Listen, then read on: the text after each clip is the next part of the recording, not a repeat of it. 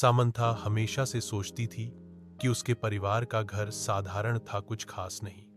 एक शांत पड़ोस में स्थित यह एक सफेद बाड़ और एक अच्छी तरह से बनाए गए बगीचे के साथ एक आरामदायक 2 मंजिला घर था।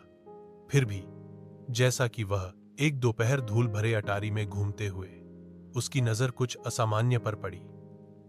दूर कोने में भूली हुई बक्सों के ढेर के नीचे उसने फर्श के तख्तों के नीचे छिपा हुआ एक संकीर्ण ट्रैपडोर देखा।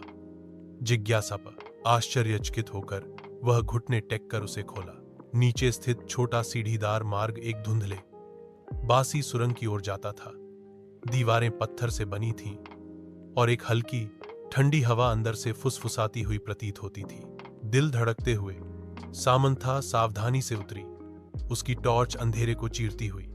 सुरंग उसकी अपेक्षा से कहीं अधिक लंबी खिंची हुई थी। पृथ्वी के नीचे मुड़ती और मुड़ती हुई वह हिल नहीं सकी। उसे यह महसूस हुआ कि वह अतिक्रमण कर रही है, कि कुछ उसका इंतजार कर रहा था। अनंत काल की तरह लगने के बाद सुरंग आखिरकार एक छिपे हुए कमरे में खुल गई।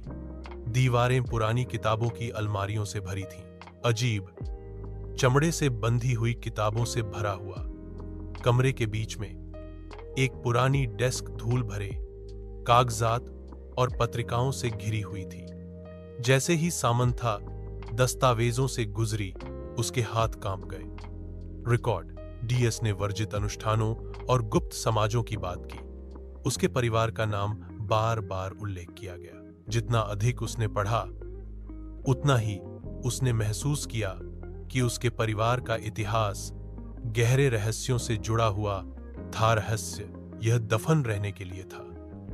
उसने कुछ ऐसा उजागर किया था जो किसी को नहीं जानना चाहिए था, कुछ ऐसा जो पीढ़ियों से छिपा हुआ था। जैसे ही खोज का भार उस पर पड़ा, उसने सबसे हल्का सुना। उसके पीछे से आवाज आई, एक फुसफुसाहट, धीमी और ठंडी। वह अकेली नहीं थी।